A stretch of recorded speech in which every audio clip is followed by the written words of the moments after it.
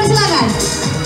3, 2, 1. Luar biasa, boleh kita kembali begitu meriah Bapak Ibu pada pagi hari ini. Dan bagaimana tamu-tamu masih berada di sini, masih berada di sisi depan. Karena akan dilanjutkan dengan nantinya penyerahan plakat yang akan disampaikan oleh Bapak Jalde Salib sesaat lagi. Boleh yang berada di atas stage untuk memukul gendang tradisional khas dari Krista Exhibition. Diharapkan juga acara ini bisa berlangsung meriah, berjalan lancar dan penuh dengan kesuksesan bagi kita semua.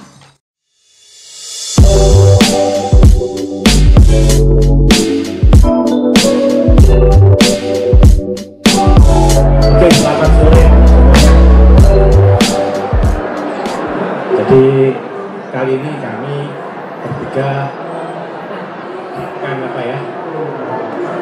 akan cerita sharing tentang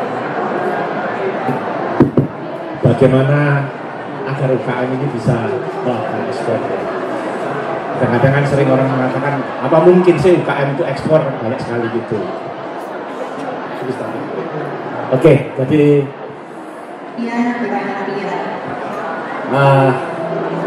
ada 3 sesi nanti dari saya, dari Mas Bagus maupun dari Mas Wahyu. Kalau saya lebih banyak cerita tentang ekspor secara umum ya, kemudian untuk mencari pembeli secara B2B, business to business. Kemudian Mas Bagus ini tentang ekspor eceran. Mungkin belum pernah dengar ya, ekspor eceran gitu. Kami pakai istilah itu, memang itu istilah dari kami ya.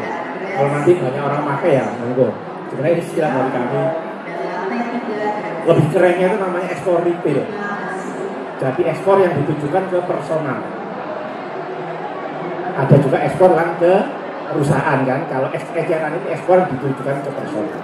Itu dia. Kemudian nanti Mas Wahyu akan bicara tentang logistiknya. Gimana sih caranya ngirim? Kurang lebih seperti itu. Next. Jadi perkenalkan, saya Budi Wibowo. Saya dalam setelah ini mungkin nggak usah dibaca. Saya itu jabatan formal saya sekarang di sini non formal. Saya pembina dan founder dari komunitas Berbagi Bersama Perkembangan Indonesia di Lembaga 9 ini. Itu, ya. Next saja Mas. Sekarang saya masuk. Nah ini kan Bapak Ibu nanti termasuk Pak Agus ini. Apakah produk saya itu layak diekspor? Itu kan selalu ya. UKM itu layak nggak sih produk gue? Itu tanda tanya besar. Nah, makanya saya awali dengan produk yang bagaimana sih yang bisa menembus pasar global, artinya yang bisa kita ekspor. Next. Pertama Bapak Ibu sekalian, apapun produk kita harus spesifikasinya jelas. Ya. Kalau baju itu spesifikasinya apa Mbak? Apa? Ukuran benangnya dari apa? Ini saya kasih contoh. Misalkan saya keripik kentang, ya kan ada ukuran diameter dan sebagainya. Kalau jualan beras apa Pak Agus? Spesifikasinya warna beras, kadar air, kadar kotoran dan sebagainya. Itu spesifikasi harus jelas. Nah ini sayangnya, saya sering keliling kemana-mana Bapak Ibu. UKM itu kalau ditanya spesifikasi produk itu kayak apa tuh, biasanya sering jawab, tahu nggak Pak? Banyak yang nggak tahu spesifikasinya. Produk yang dijualnya sendiri. Nah itu nggak bisa. Kenapa nggak bisa Bapak Ibu? Spesifikasi itu harus jelas agar antara kita sebagai penjual dengan pembeli mempunyai pemahaman yang sama terhadap produk yang dijual belikan. Kalau enggak kan bisa bertengkar kan? Menurut saya kayak gitu, menurut dia kayak gitu bertengkar. Ya, makanya spesifikasi harus jelas. Jadi yang Bapak itu yang belum tahu punya spesifikasinya ya harus dicek dulu spesifikasinya kan. Next, yang kedua. Nah, ini juga sering kok UKM itu pemahamannya salah. UKM itu sering mengatakan, Pak Budi saya nggak bisa ekspor karena kualitas saya tidak bagus atau kualitas rendah. Produk saya kualitas rendah. anggapan yang ada di masyarakat Indonesia ini, ekspor itu kualitasnya harus tinggi. Betul ya? Itu salah Bapak Ibu. Salah bagus. Mungkin dong, bayangan kan, oh kualitas ekspor, kualitas hebat. Tidak. Bapak Ibu mungkin tahu namanya ikan asin ya. Ikan asin itu kalau dari dunia perikanan kualitas bagus sama kualitas jelek? Jelek. Ini mungkin aku belum tahu. Indonesia ekspor ribuan ton ikan asin Pak. Ke Rusia, ke Sri Lanka. Ribuan ton, bukan puluhan ton. Nah, jadi Bapak Ibu, apa yang diperlukan untuk ekspor itu bukan kualitas itu tinggi atau rendah, tetapi kualitas itu harus stabil. Paham ya, stabil ya? Sama gitu. Kalau kita pakai kualitas menengah, ya kualitas menengah terus. Jangan sekarang produksinya kopinya bagus Pak ya, terus bulan depan welek pol gitu kan. Setelah itu habis. Nah, itu nggak bisa. Nggak bisa seperti itu, stabil. Kemudian yang kedua, tentunya kualitas itu disamakan dengan atau identik dengan harganya. Ya nggak boleh kualitas Bapak Ibu itu rendah, minta harga tinggi, sing tuku sopo ra ono. Ya, jadi kalau kualitas Bapak Ibu tinggi, ya minta harga tinggi dijual ke negara-negara maju ya, Eropa, Amerika, Jepang, misalnya. Tapi jangan berkecil hati kalau kualitas kita rendah, yang dijual ke negara-negara yang kurang maju. Tapi harganya harus murah. Misalkan mana Afrika, ya, misalkan Timur ya Pak Agus. Masa itu dia nggak butuh kualitas tinggi. Ya. Jadi paham ya itu ya. Jadi jangan lagi ada yang ngomong saya nggak bisa ekspor gara-gara kualitas saya rendah. Enggak. Tinggi, rendah, menengah, monggo. Tapi kualitasnya itu stabil. Ya paham ya. Next. Nah, kemudian yang ketiga Bapak Ibu, ini masalah yang kaitannya dengan packaging. Ya. Jangan sampai produk itu di sini bagus, diterima di konsumen jelek. Ya. Misalkan ya ibu ini produksi kerupuk, misalkan ya kerupuk ikan. Atau gini ya, apa tadi itu? Keripik apa gadung misalkan ya. Keripik gadung. Terus diekspor ke Brunei. Tapi ekspornya itu di packing pakai kardus aqua. Tahu kardus aqua ya? Kira-kira sampai Brunei apa yang terjadi itu? Jadi keripik apa enggak? Jadi remuan gadung ya, bukan keripik gadung lagi. Nah, itu enggak boleh. Jadi kita harus mengupayakan apa itu dengan packing tertentu kualitasnya sama sampai itu. Kalau saya eksportir produk-produk perikanan beku Bapak Ibu. Ya sampai di tangan konsumen ya masih bagus karena pakai kontainer yang berpendingin ada cold storage-nya itu ya. Nah, tapi ya itu mahalnya bukan main karena perlu listrik. Tapi ya itu memang harus seperti itu ya. Jadi itu next. Nah, yang keempat Bapak Ibu bisa memenuhi kebutuhan pasar secara kontinu. Nah ini yang kadang-kadang saya sedih dengan UKM ini. Jangankan untuk ekspor ini ya Pak Agus ya.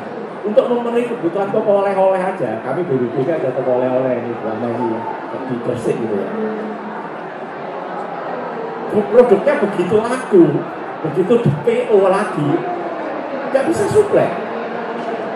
Ya, Bu Ana ini bingung sebagai pengelola tokonya.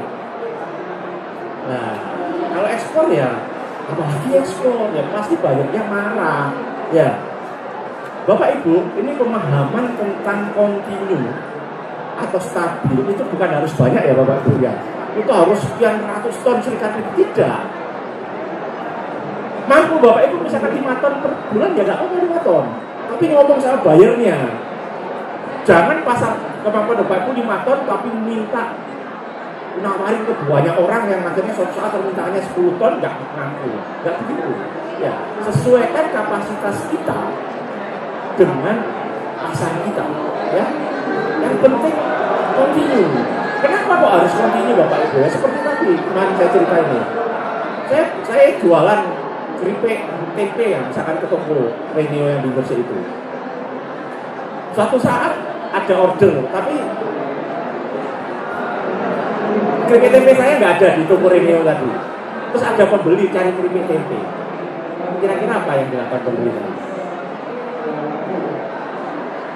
Dia akan cari keripik tempe lainnya atau keripik-keripikan lainnya. Oke, kemudian bulan depan saya kirim keripik tempe tadi ke toko oleh-oleh. Ada lagi kan? Terus pembeli tadi yang beli itu datang. Kira-kira dia beli lagi keripik tempe kita apa? Tidak akan pernah. Karena sudah pernah dikecewakan. Ingat ya Bapak Ibu ya, jangan mengecewakan konsumen karena kita tidak mampu produksi. Nah, sekali lagi ya, continue itu tidak berarti banyak. Sesuaikan pasar dengan kemampuan kita. Nah, jadi apalagi kalau Bapak Ibu mau ekspor harus bisa continue. Dan yang terakhir untuk produk layak di pasar global, next. Nah ini mempunyai sertifikasi yang diperlukan oleh pasar. Ini kelima, 5 syarat tadi. Nah ini saya sering juga dapat pertanyaan, Pak Budi saya nggak punya sertifikasi gitu kan. Ya jawaban saya gini, ya kalau Anda nggak punya sertifikasi ya nggak apa-apa. Carilah pasar yang tidak butuh sertifikasi. Timur butuh sertifikasi nggak Pak? Nggak butuh. Kalau ke Jepang butuh Pak. Cina minta ACCP habis. Sekarang dulu Eropa sama Amerika. Cari aja di Afrika gitu ya, Timur Tengah, di Mesir Mbak ya nanti atau di mana ya. Yang tidak butuh, yang tidak memerlukan banyak macam-macam sertifikasi. Jadi gini, tentang sertifikasi ini. Andai kan Bapak Ibu punya sertifikasi, kalau makanan saya harapkan paling enggak PRT dulu ya. Kalau mungkin jadi MD ya.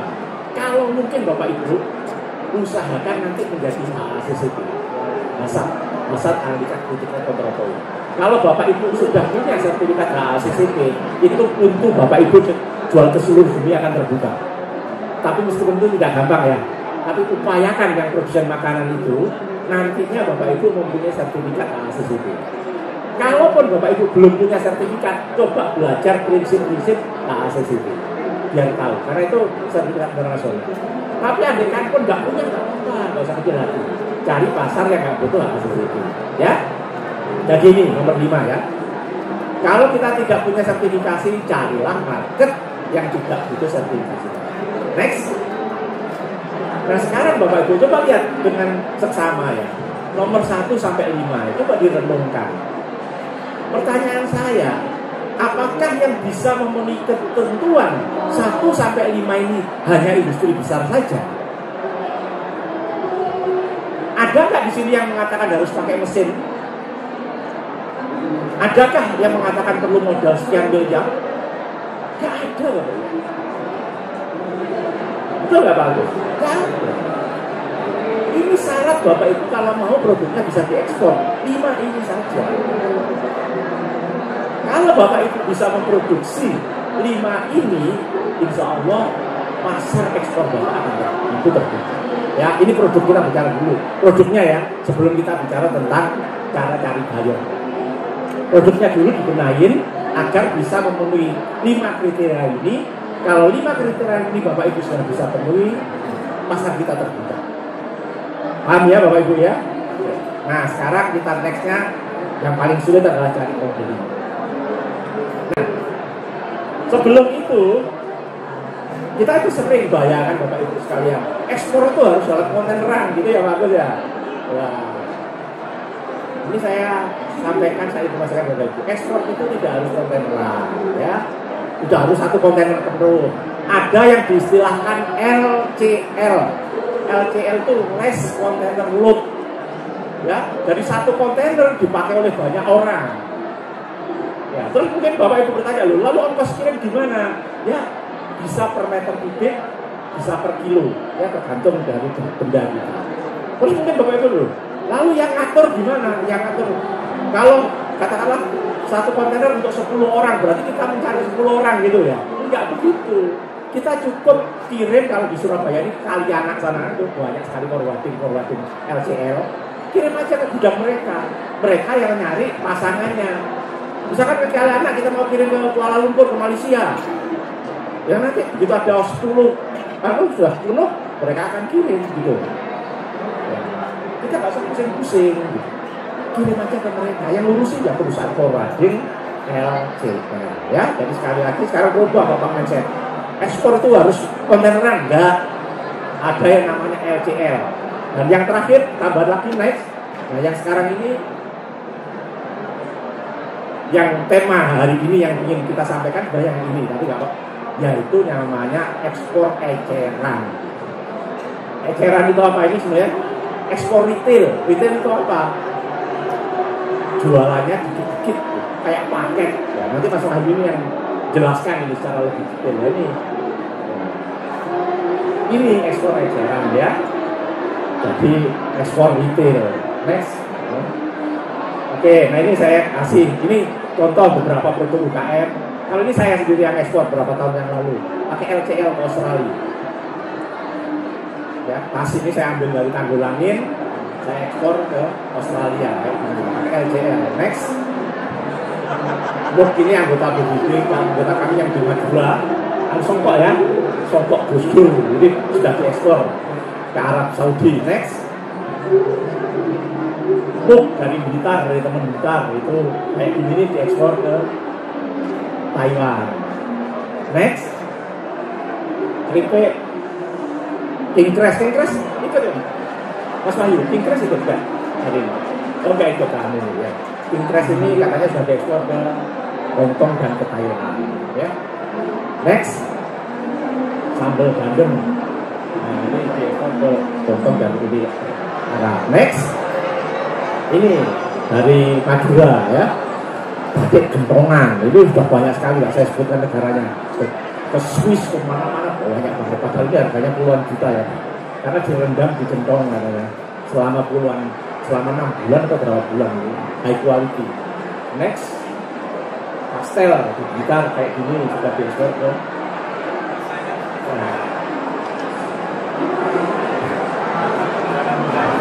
bisa.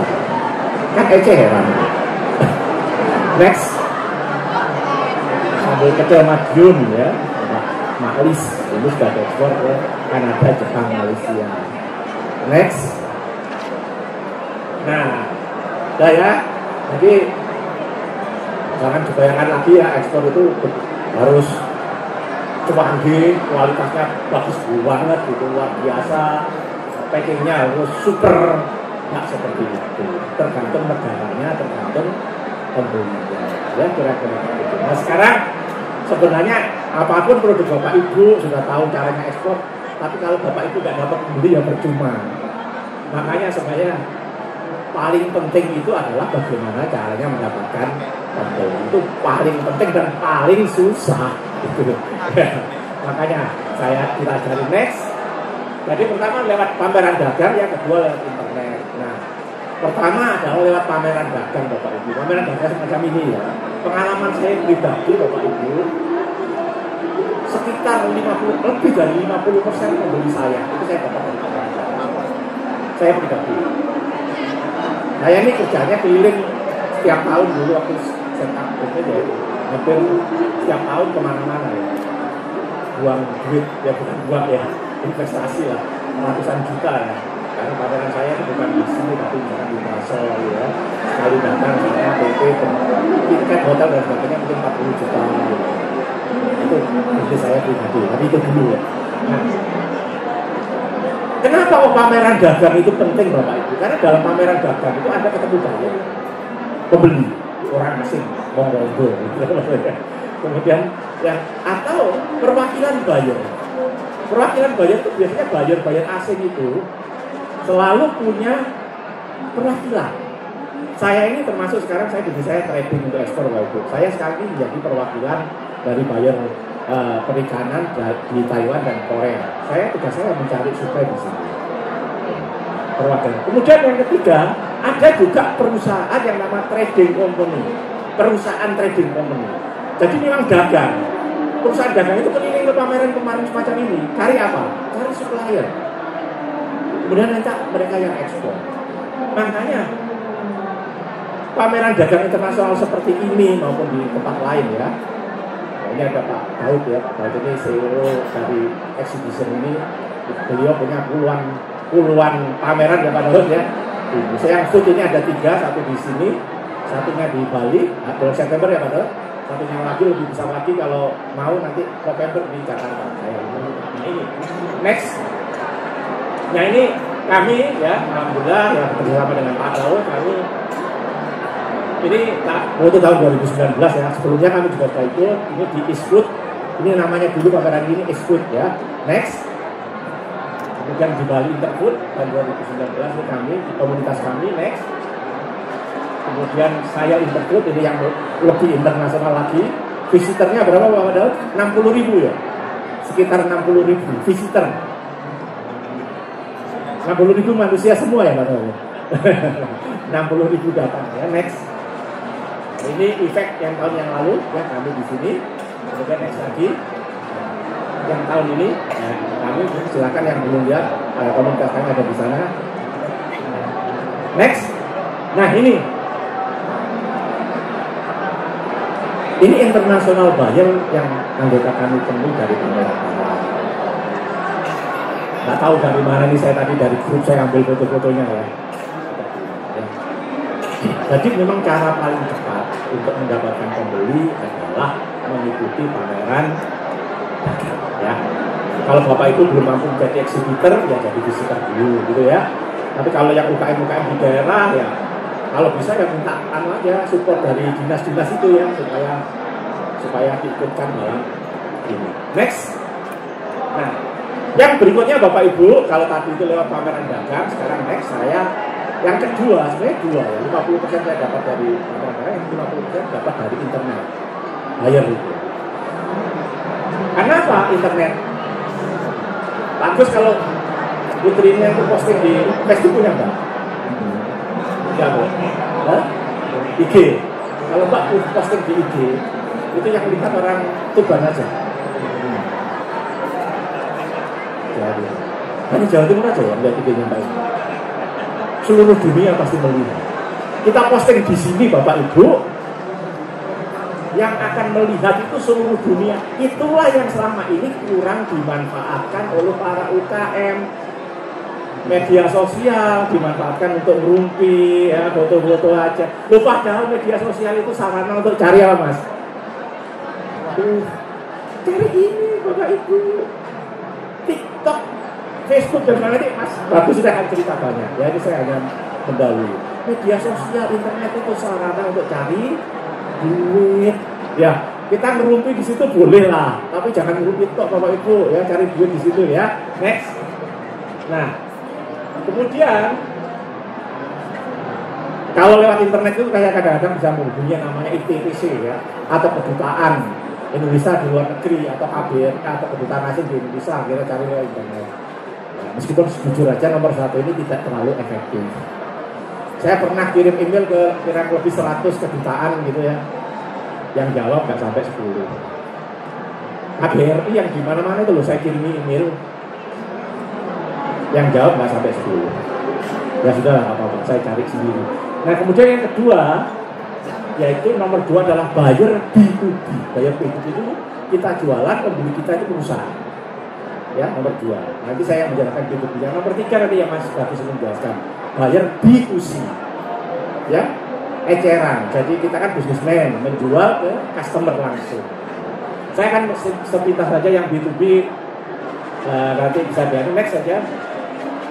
Next saja nggak perlu saya kira. Nah, B2B dulu saya pelajari. Bapak Ibu, di dunia ini ada ribuan web ya, yang dinamakan web B2B ya. Yang paling terkenal mungkin kalau Ibu tahu ya Alibaba ya. Itu B2B.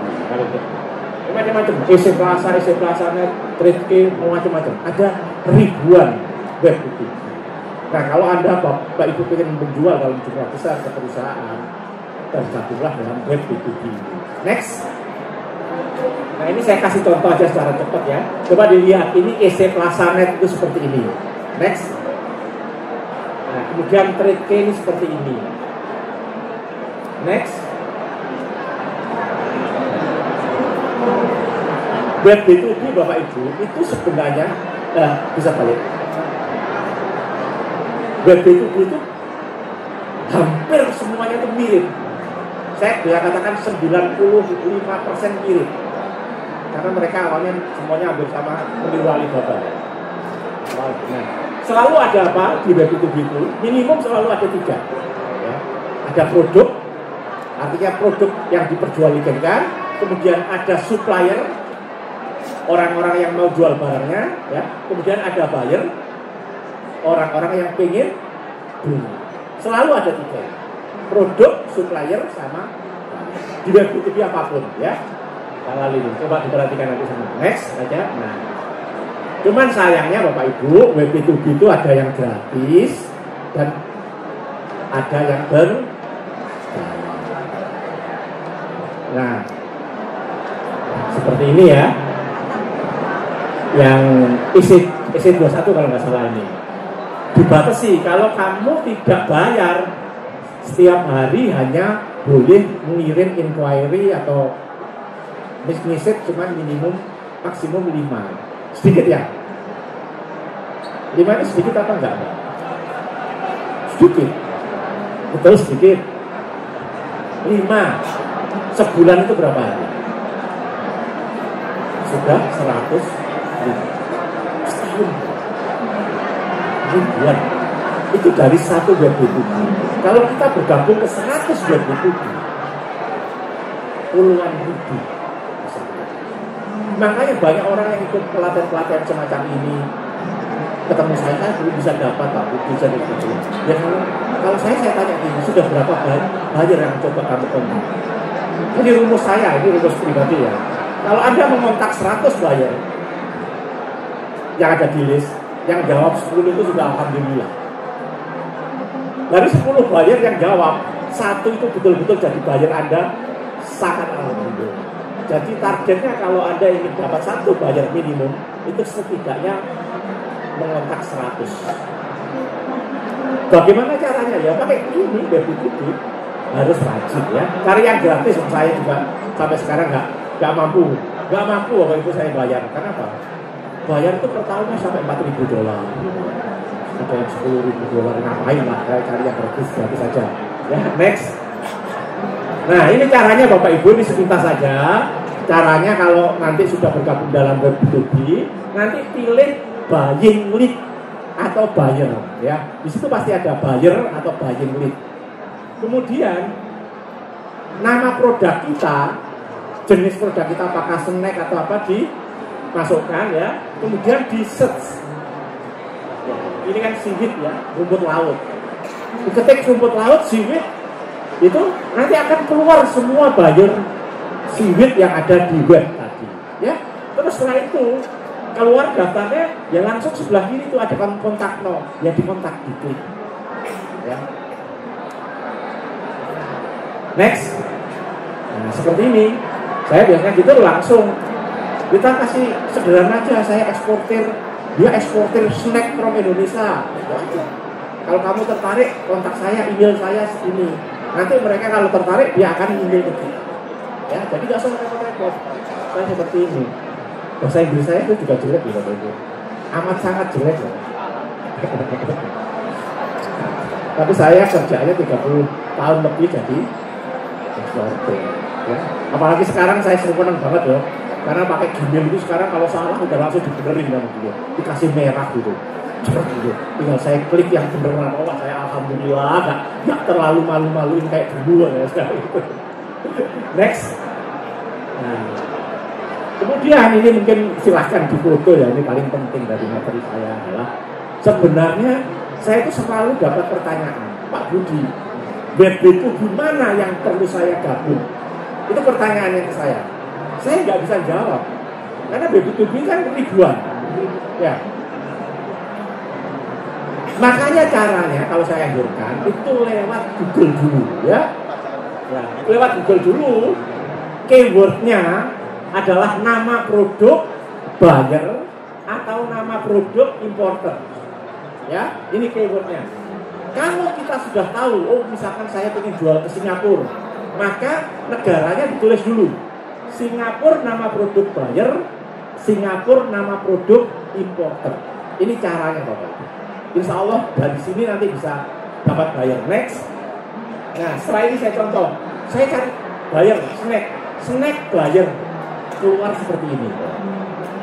Nah coba Bapak Ibu perhatikan, yang keluar ini adalah web B2B semua. Berarti di dalam web B2B ini ada buyer snack.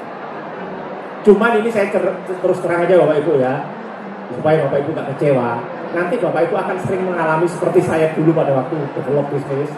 Begitu diklik katakanlah go forward gitu ya, kita klik ya, semangat kan ada buyernya snack kan. Begitu klik terus saya ketik email kontak, terus ada tulisan gini, you cannot contact unless you paid member. Oh itu sewakitnya di susah tadi itu. Jadi artinya kamu gak boleh ngontak kecuali kamu berbayar. Begitu. Makanya saya akhirnya punya Pak. Jadi biar aja. Yang kayak gitu itu saya catat. Sehingga lain kali nggak kita ambil, nggak kita begitu keluar dari Google kita lewati. Saya kasih judul web B2B PHP. PHP loh, kita semangat ya, budgetnya banyak tapi begitu diklik ini hanya khusus untuk yang berbayar. Next.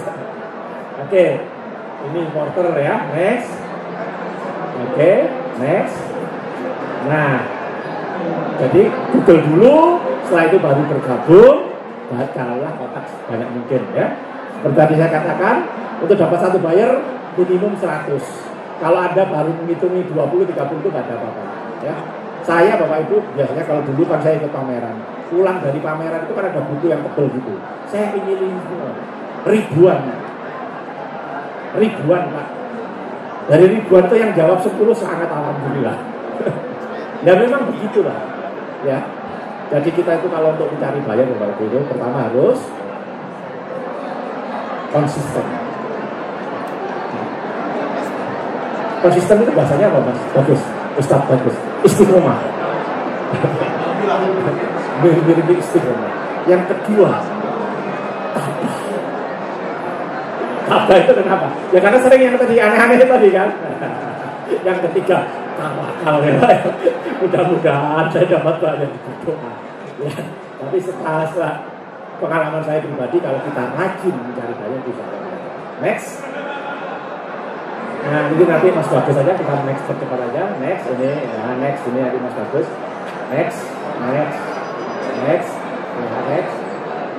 Nah Bapak Ibu tentunya dengan ikut ini berapa menit itu pasti Bapak Ibu nggak bisa dapat banyak ya. Silahkan nanti bergabung dengan YouTube kami ya. YouTube komunitas berbagi bersama berkembang. Di situ ada sekitar 60 video macam-macam ya, antara lain tentang ekspor. Silakan di situ tempatnya belajar Bapak Ibu, ya silakan. Kalau mau tanya silakan juga di situ kasih komen, ya. Kami ada admin yang bisa mencatat. Next. Nah ini silakan kalau misalkan ada pertanyaan atau apa mau WhatsApp saya, monggo. Nah, cuman ya itu kadang-kadang kalau saya mohon maaf kalau tidak langsung dijawab ya. Tapi gini Bapak Ibu, andaikan Bapak Ibu WhatsApp saya ada pertanyaan, kalau 24 jam saya belum jawab ya, tolong dikirim ulang. Karena grup saya begitu banyaknya kalau sudah di bawah itu. Saya sudah berjanji sama diri sendiri, kalau ada orang yang sampai 2 kali WhatsApp saya harus jawab. Meskipun mungkin jawaban saya sebentar ya, tapi pun saya jawab dulu. Dan saya sudah komitmen sama diri saya sendiri ya. Jadi kalau Bapak Ibu WhatsApp saya 24 jam belum dijawab, tolong di WhatsApp. Oke, saya kira itu Mbak Bebep. Terima kasih Pak Budi atas ceritanya. Untuk materi selanjutnya juga tidak kalah menarik, jadi kita langsung aja ya Pak Bagus ya. Untuk sesi tanya jawabnya itu nanti selesai materi nggih Bapak Ibu, jadi sabar dulu biar kelompok materi selesai dulu ceritanya seperti apa nanti nggih. Langsung Pak Bagus silakan. Terima kasih Pak Bagus. Mohon tepuk tangannya Bapak Ibu.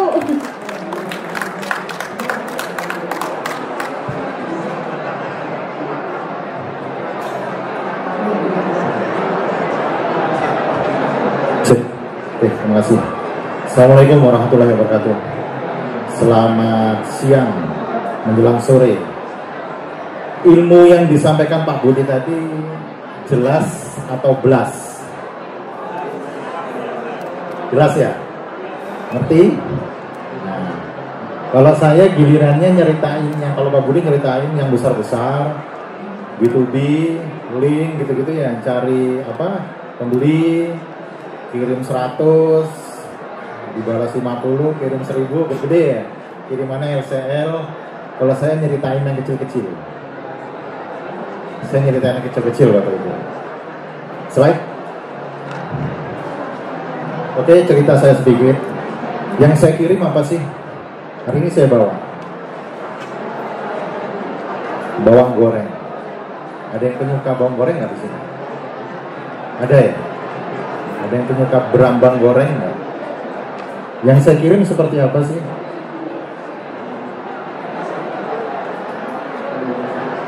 Ini ekspor loh. Ada yang pengen nggak? Ada yang pengen nggak? Ingin ya? Ini saya ekspor. Kemana? Ilmunya saya dapat dari mana? Saya nitili dari ilmunya Pak Budi. Saya nitili dari ilmunya Pak Budi. Dan sore ini insya Allah akan saya bagikan sama teman-teman. Tidak hanya ilmunya, tapi juga produknya. Ada yang mau nggak? Ada yang mau nggak? Bentar, saya cek. Saya bawa, loh kok tinggal, ini kemana sih saya? Oh, buat contoh. Selain buat contoh, nanti mau saya bagi nih tuh. Ini bawang goreng saya kemas. Ada yang bisa tahu nggak harganya berapa satu? Yang bisa nebak atau mendekati saya kasih. Kecuali yang sudah pernah beli. Berapa harganya? 16.000, 10.000, 100, hah? 60, 50. Saya tahu yang sudah beli. Berapa? 25. Oh, yang belakang. Saya tahu yang belakang. Ini juga teman saya udah tahu yang mau beli. 100 gram ini saya jual 35.000. Kok tahu? Dikasih nggak? Ya kagak katanya. Kasih ya. Sebenarnya. Ini varian barbecue, ini original. Mau yang mana? Bawang goreng ada rasanya. Tepuk tangan dong. Bu, saya jualnya 35.000 Bu. Ibu tadi 10.000 ya. Ibu tadi 60.000. Wah, 60.000 saya seneng saya. 60.000. Bu, kenapa kok 10.000 Bu? Iya. Ini kalau saya bawa ke pasar, saya jual 35.000 laku nggak? Enggak ada yang mau beli. Ya. Tapi pertanyaannya, kok bisa laku Pak? Dijualnya di mana berarti? Kan gitu. Yang beli siapa? Nah itu yang harus dicari. Kok orang luar negeri pada mau Pak beli? Nah itu yang harus dicari. Ada di mana pembelinya? Ya. Jadi cerita sedikit tentang produk yang saya ekspor. Oke, nama saya Bagus Wahyu Perdana. Saya posisi di BBB ini sebagai sekretaris pusat. Juga kalau ada sedikit ilmu yang bisa kita bagi, kita bagi. Slide. Saya mulai jualan ini sejak 2017 sampai dengan sekarang. Biasanya ngikut ngedisplay saya Bapak Ibu di stand kami di BBB di sebelah nih ya. Tapi tahun ini kami pengen sedikit berbagi lah buat teman-teman yang lain yang belum pernah punya pengalaman untuk tahun ini ngedisplay. Tahun ini kita bawa 22 UMKM yang belum main, habis ini bisa main. Testernya banyak, mulai dari Jawa Timur sampai Kalimantan Utara ada. Nah, ini mau saya lagi nih. Ada yang tahu nggak ekspor itu apa sih? Angkat tangannya. Angkat tangannya. Tuh, titip anu dong, mic dong. Ekspor itu apaan sih? Oke, saya dengan Virzi Pak dari Jerman. Ekspor itu adalah kegiatan untuk pengiriman barang ke luar daerah atau ke luar negeri. Baik itu barang barang mentah maupun barang yang sudah diolah. Oke, boleh. Ada yang lain? Kalau nggak ada ini saya kasih. Sederhana ya. Ada yang bingung nggak ekspor itu apaan? Karena ini basicnya nih. Nanti biar nggak salah, mentangnya biar nggak jauh-jauh. Ini wajib diketahui dulu. Ya, apa sih ekspor itu? Slide. Gampang ini nih. Ini saya langsung ambil dari webnya Kemendak dan Wikipedia. Ya. Proses transportasi barang ya tadi dari melalui kepabean dari satu negara dengan tujuan ke negara lain. Ini resmi Bapak Ibu. Saya copasnya dari webnya kemendak.co.id. Resmi, saya nggak ngarang. Lalu versinya Wikipedia, proses transportasi barang atau komoditas dari suatu negara ke negara lain yang seringkali digunakan oleh perusahaan dengan skala bisnis kecil sampai besar. Paham sini ya? Pertanyaan saya lanjutannya, ada nggak keterangan yang namanya ekspor itu harus kontainer? Enggak ya? Pak, kalau kirim 1 kilo bukan ekspor namanya. Kok bisa? Iya, ekspor itu harus minimal Pak 20 feet. 20 aja deh. Mas, bagus. Nanti kalau yang 40 katanya banyak. 20 feet deh separuhnya. Ada nggak? Nggak ada. Jadi kalau di luar sana masih ada yang bilang, saya udah ekspor Pak. Oh iya? Kirim kemana? Ke Timur Tengah. Ini berapa kontainer? 1 kilo. Wah, itu bukan ekspor. Definisinya berarti dia yang nggak pernah baca webnya Kemendak. Ini saya copas resmi, saya cari-cari sampai bawah tuh, saya scroll sampai bawah, nggak ada yang namanya minimal 1 atau setengah kontainer, nggak ada. Jadi setiap pengiriman barang, mau dia hanya 1 kilo, mau dia hanya 2 biji, dikirim ke luar negeri, itu namanya ekspor. Makanya di sesi kali ini bicaranya ekspor eceran, biar lebih membumi. Ya, biar bahasanya nggak yang melit-melit. Biasanya jadi membumi. Oke, slide. Saya sederhanakan lagi. Oke. Kegiatan menjual barang atau jasa juga sama. Dari dalam negeri ke luar negeri, udah cukup, selesai. Ini definisinya. Nah, tinggal 2 mau saya bagi. Yang sudah ya. Yang kepengen ekspor tapi belum ekspor, dan kalau saya tanya kata-kata ekspor, apa yang muncul di benaknya Bapak Ibu? Angkat tangan. Kok nggak ekspor? Apa yang muncul kata-kata ekspor yang ada di benaknya Bapak Ibu? Singkat. MAHAL. Apa itu? Mahal. Yang belakang? Rumit. Wah, ini tinggal 2. Satu terakhir. Ini tinggal 2 nih. Nanti shoot ya. Yang jawab 3 orang. Apa Bu? Ekspor. Pembelinya. Nggak ada, bayarnya nggak tahu. Itu ekspor ya. Oke. Saya tambahin ya. Selain kalau ditanya tentang ekspor, kok nggak ekspor? Itu biasanya sudah saya rangkum tuh nih keluar. Bener apa bener? Ya, kok nggak ekspor? Pak ribet Pak. MAHAL, ya Mas? Mahal. Sulit.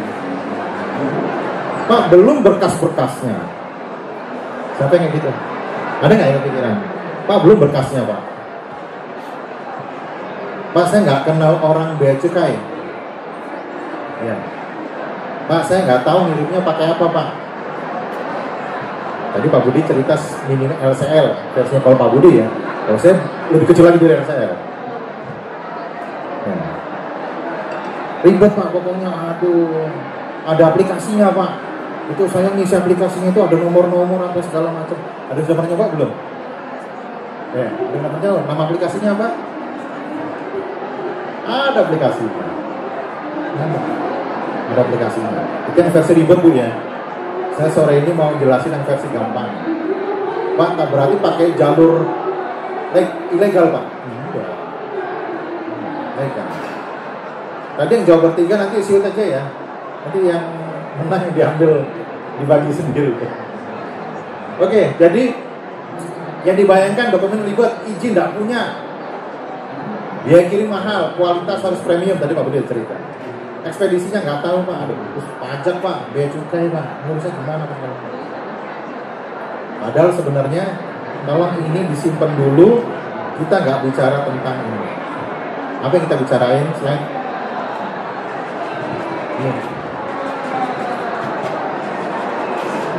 Ya, bisa dibaca sendiri.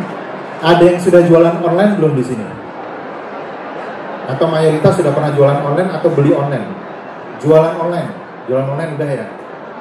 Siapa yang belum pernah jualan online? Belum pernah. Satu. Mayoritas sudah pernah ya. Kalau jualan online itu ngirim barangnya gimana sih? Prosesnya, barang udah jadi, terus diapain? Packing. Terus habis packing, kasih label Bu. Wah, oh di printnya di sana. Oh hemat ya, yang print sana. Oke, terus habis ke ekspedisi, oh cashless. Ya cashless. Nah, kasihkan buah. Oh ini versi yang kurir datang. Boleh kurir datang. Ini Mas barangnya diambil sama dia. Udah terkirim barangnya ya sampai dengan pembeli kan nanti ya prosesnya ya. Oke, yang dia atau kalau nggak diambil kita antar ke ekspedisi. Ya, packing ekspedisi. Pak, ini mau kode kalau cashless kode apanya? Kode cashlessnya ya. Nanti diberikan sama mereka ditempel udah tinggal pulang. Bener ya? Percaya nggak kalau saya bilang kalau ekspor eceran sama? Percaya nggak kalau saya bilang ekspor eceran sama? Dibungkus barangnya. Coba slide. Slide lagi. Nanti kita mundur ini. Nah ini. Di packing barangnya, tempel alamatnya, kirim ke ekspedisi atau minta di pick up. Ada yang percaya nggak? Yang nggak percaya siapa? Nggak apa-apa. Kan kita diskusi. Satu. Nanti saya challenge yang nggak percaya. Ada yang nggak percaya? 2, 3. Ada lagi. Yang lain percaya. Yang lain percaya. Kok baru ketemu saya udah percaya aja? Masya Allah. Tadinya nggak percaya, sekarang percaya. Oh belum. Oke. Saya bilang percayalah. Yang nggak percaya, percayalah. Kalau yang nggak percaya masih nggak mungkin Mas, nggak mungkin Pak, masa cuma gitu doang? Iya sama emang sama kirim dan lagi, nggak mungkin Pak. Yang saya tahu di benak saya kalau namanya ekspor itu surat-surat Pak, dokumen Pak. Itu saya harus ke bea cukai Pak. Pak Bu, saya selama ini dari 2019 sampai sekarang kirim namanya ekspor eceran. Saya nggak pernah menginjakan kaki saya ke bea cukai. Saya nggak pernah menginjakan kaki saya ke kantor pajak dalam hal ngurus ya. Nggak pernah. Saya nggak pernah main ke sana. Barangnya sampai.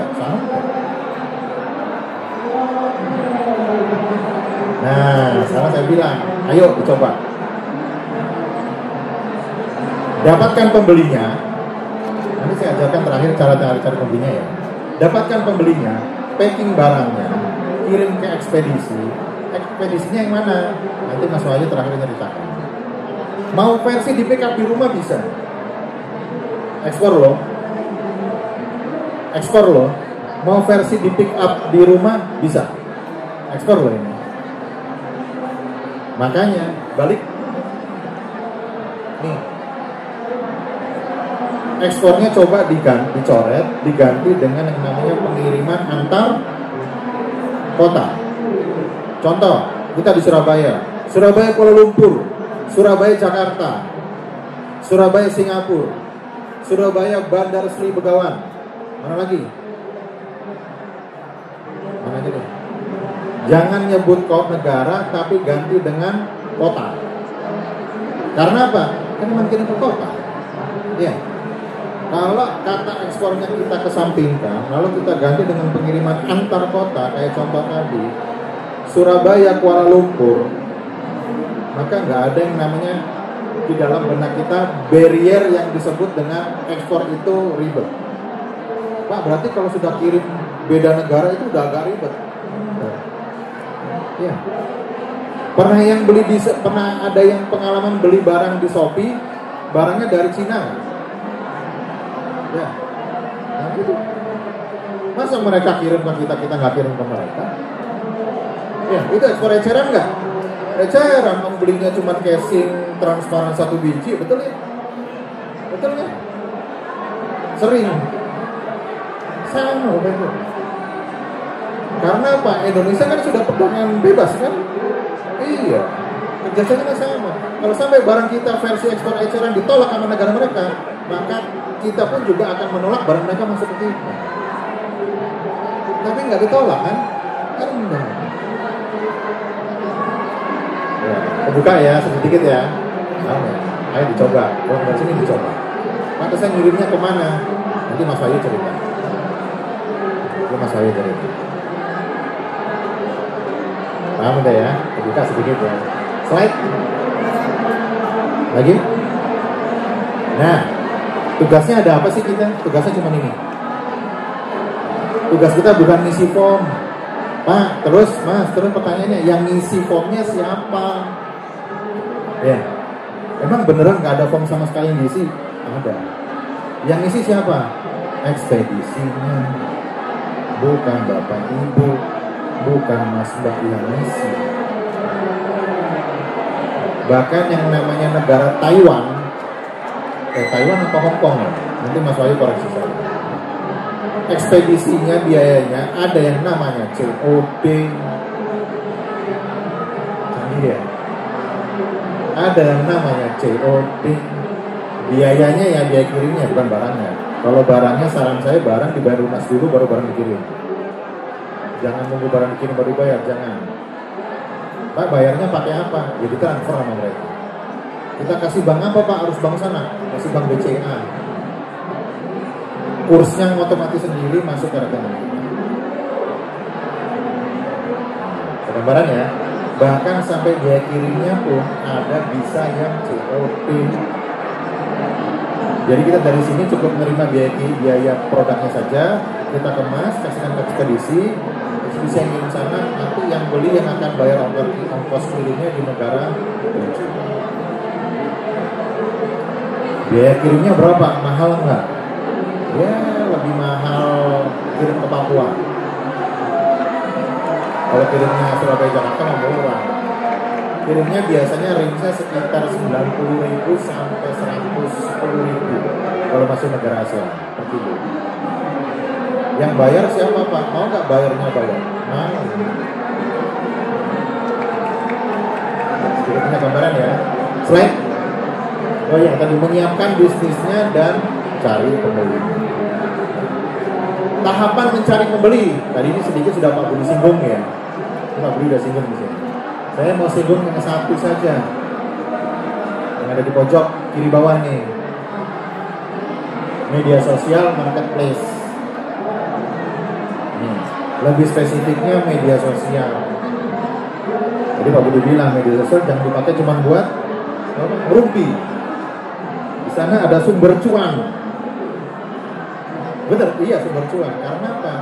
Media sosial kan yang lihat kan seluruh dunia. Tinggal nanti pertanyaannya, gimana caranya media sosial kita bisa dilihat oleh calon pembeli. Slide. Ini contoh yang namanya blog berbahasa Jepang. Tahu nggak yang punya ini orang mana? Medium. Bisa bahasa Jepang nggak? Nggak bisa. Kok bisa Pak berbahasa Jepang? Pakai apa? Di blog kan sekarang sudah ada. Mau dirubah ke bahasa apa? Tinggal di setting Thailand. Ternyata kita mau nyasarnya ke arah mana?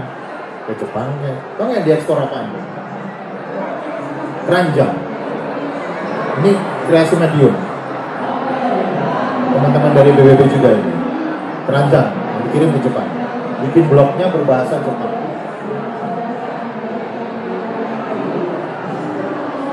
Amin. Slide. Nah, kenapa saya senang di media sosial?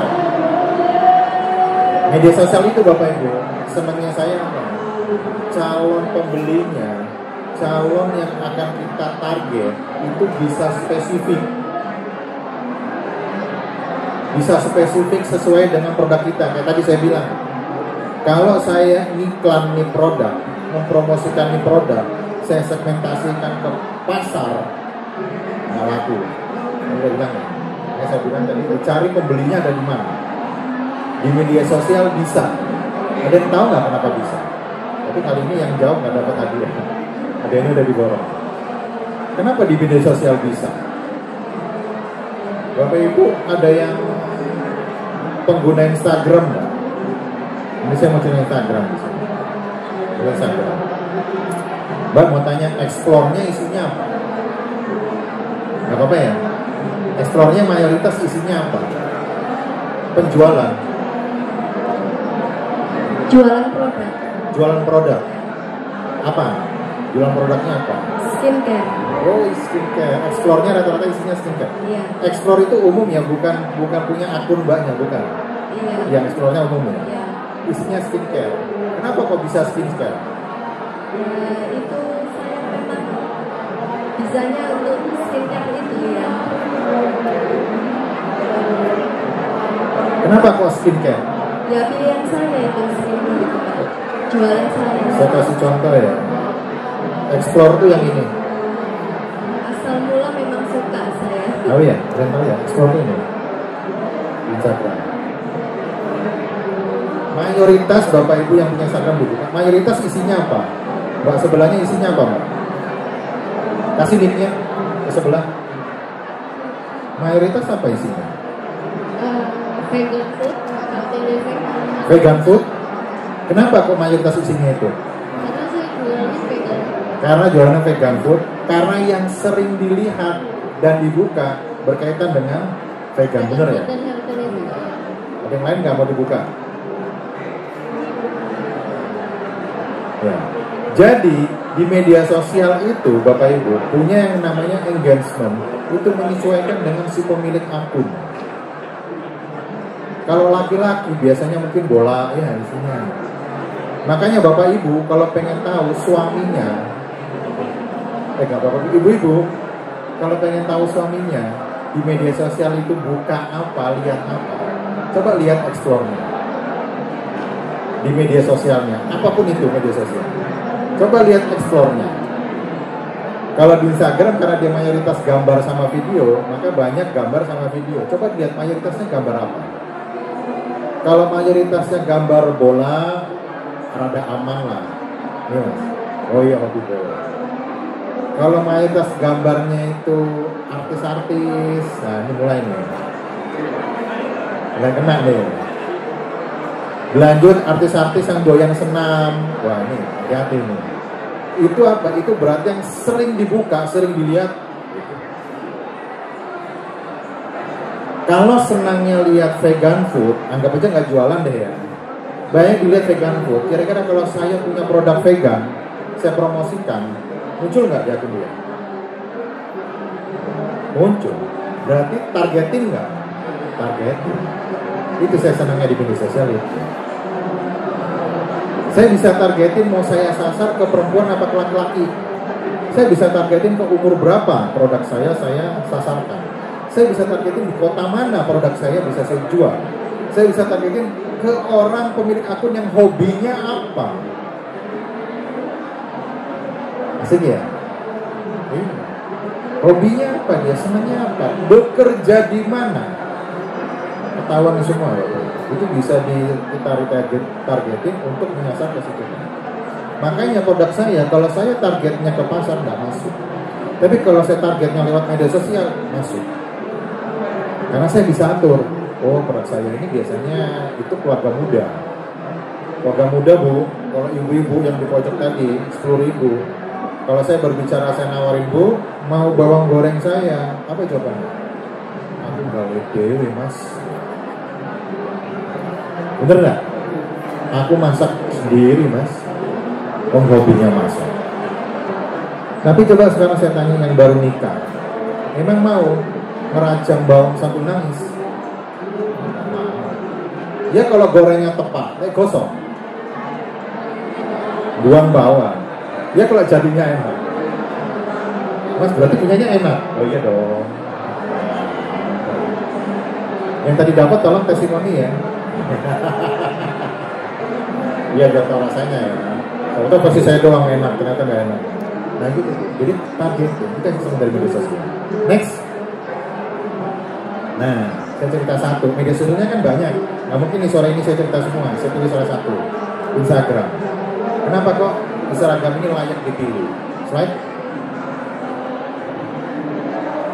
Nah ini dia. Ini dia.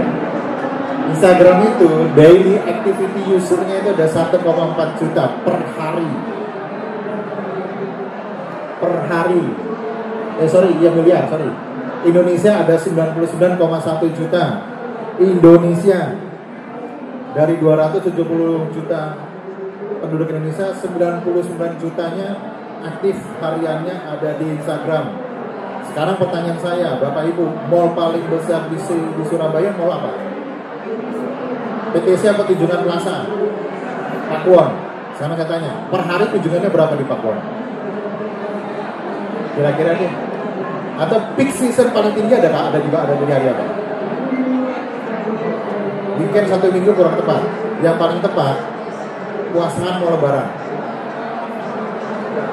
Ini kita ngomong di luar pandemi ya. Puasa mau lebaran. Sebelum pandemi. Pandemi karakternya pada berubah semua. Ya, puasa ini pembelian agak menurun. Kenapa? Orang-orang karena sudah diperbolehkan mudik ya tahun ini.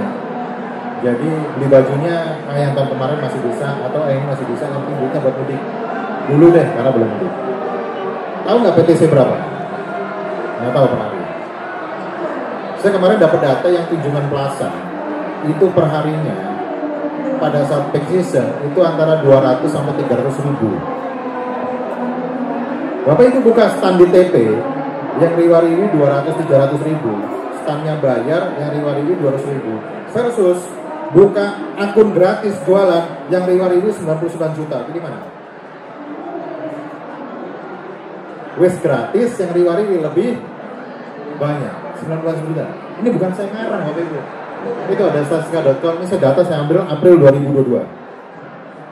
Baru lah ya, April 2022. Riwariwi bayar stand di Tunjungan Plaza yang riwariwi 200 sampai 300 ribu orang versus buka akun di Instagram gratis yang riwariwi 99 juta.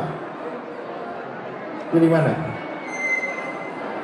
Kalau saya karena belum punya modal Bapak Ibu, buka stand di TP, jadi alasan saya pilih mana yang gratis saja. Ya, karena ini. Slide.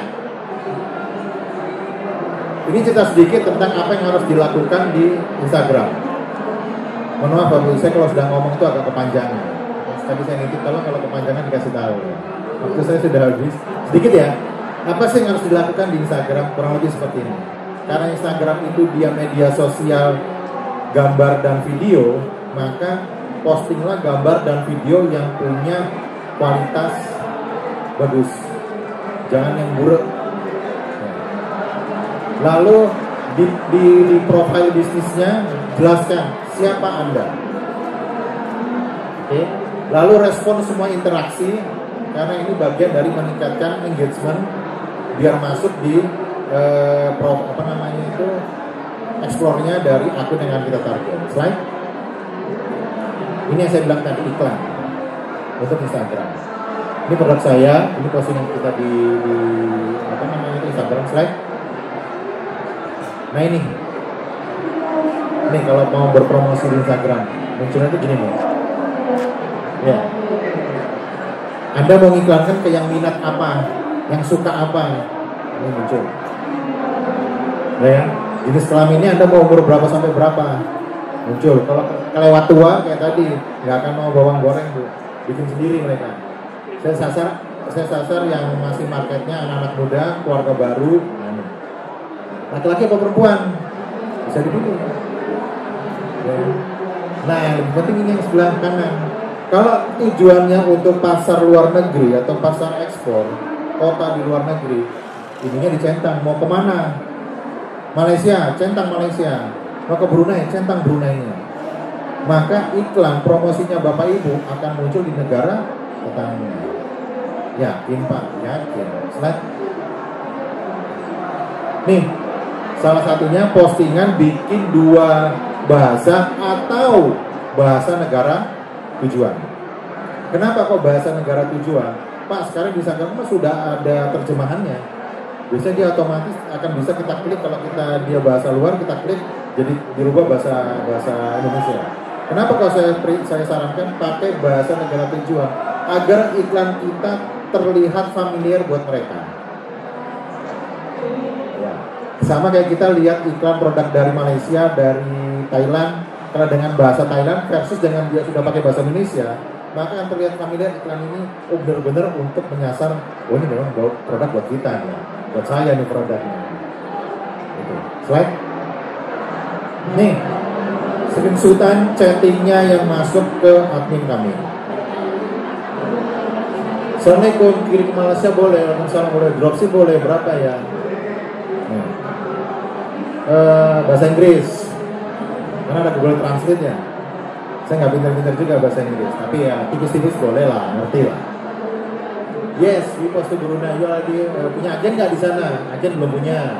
Berapa gram? 100. Include shipping. Tanyakan harganya berapa? 3,6. Kursnya kita kurskan pakai kursnya mereka, bukan kurs Indonesia. Jangan, kursnya mereka. Oke, include shipping belum ini. Terus next. Malaysia juga, ini mana ini? Singapura. Ya. Asik ya?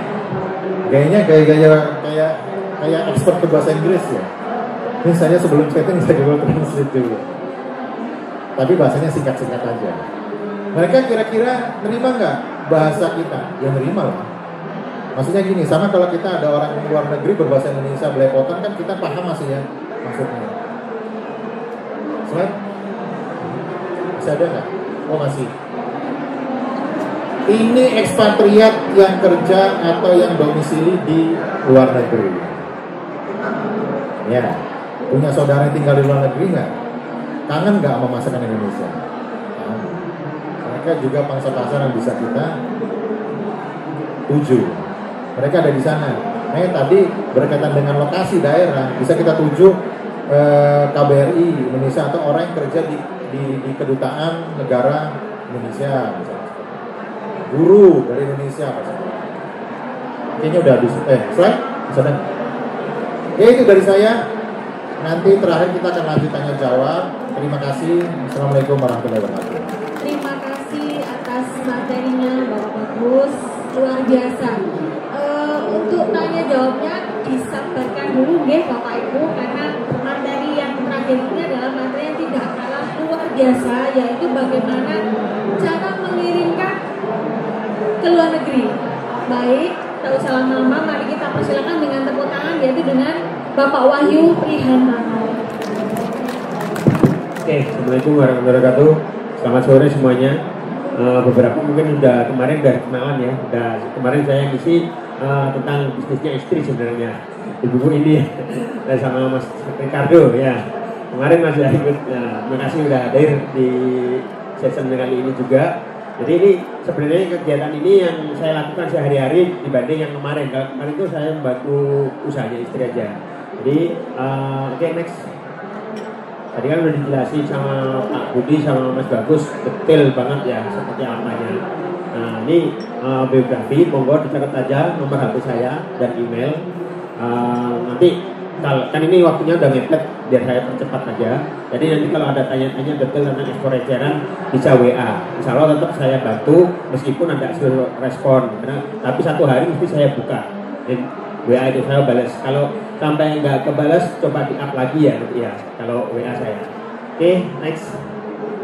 Nah, Kalau Mas Bagus tadi Pak Budi cerita masalah ekspor dari sisi kontainer, terus sama cari bayarnya melalui dari Instagram. Sebenarnya platform gabungan pengembangan bisnis online itu platformnya apa, ya kan? Tadi melalui Instagram atau yang lain marketplace, terus packaging kemasannya seperti apa? Karena ini mempengaruhi kiriman.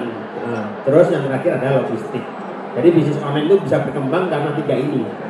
Bayangin kalau satu atau nggak ada di antara ini pasti nggak akan berkembang, benar ya? Oke, next.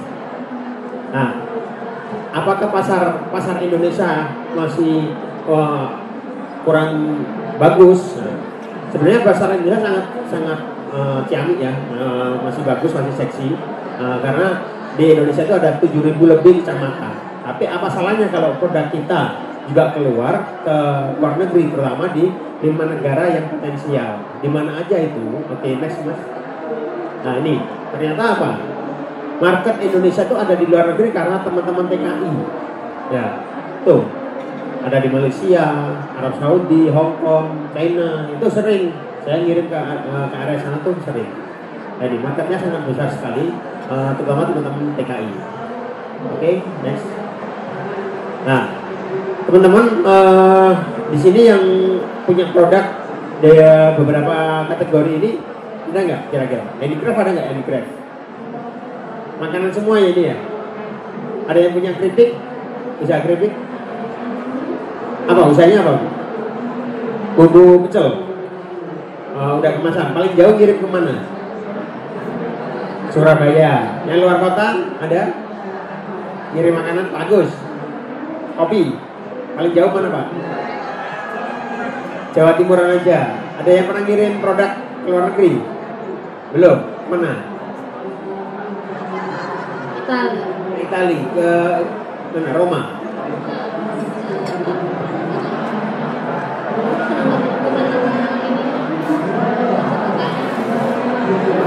Lupa.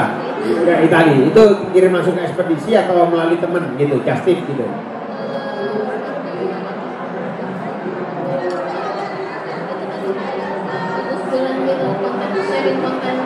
Oh, nanti di kontainer gitu ya. Nah, jadi ke Kalimas, tapi kemas dulu. Tanjung Priok, Jakarta. Ya, makasih dia. Oke, jadi teman-teman, sebenarnya produk-produk teman-teman UKM itu rata-rata kategorinya macam-macam ya.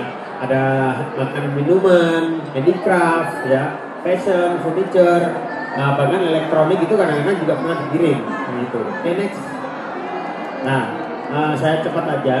Sebenarnya yang intinya ada di belakang. Oke, ini masalah kemasan. Jadi intinya yang bikin menarik itu adalah di kemasan, Bapak Ibu ya. Kalau saya nyebut kemasan itu adalah sales match pertama. Orang lirik produk teman-teman itu pasti karena kemasannya menarik, benar nggak? Nah, dari kemasan nanti dijadikan foto produk yang kita posting di kayak yang Pak Budi tadi sebutin di SI21, Alibaba kayak gitu. Nah itu kemasannya menarik kayak gini, orang jadi ngeklik, penasaran ya kan. Oke, next. Nah, packagingnya gimana? Making untuk kiriman paket. Nah, standarnya kayak gini. Jadi kalau yang domestik pun sama, ada amplop, kardus, ya kan, kasih bubble wrap, styrofoam kayak gitu. Oke, next. Nah ini yang pernah saya kirim, kemasannya nggak susah-susah banget, nggak ribet sama. Jadi kalau peralatan rumah tangga ya kayak gitu. Ini sapu lidi, ya, elektronik ada kayunya, pakaian ya sama seperti kita ngirim dari Surabaya ke Jakarta kayak gini.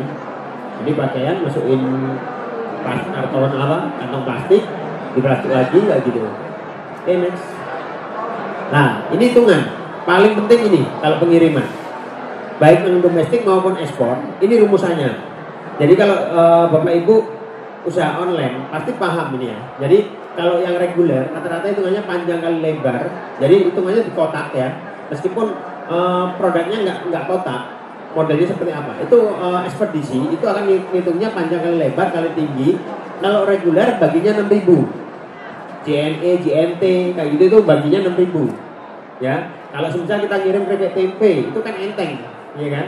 Nah itu baginya 6.000. Jadi meskipun ditimbang cuma 2 kilo ternyata diukur ketemunya panjang kali lebar bagi 6.000 ketemunya 4 kilo, maka JNT itu ngitungnya 4 kilo bukan yang 2 kilo tadi.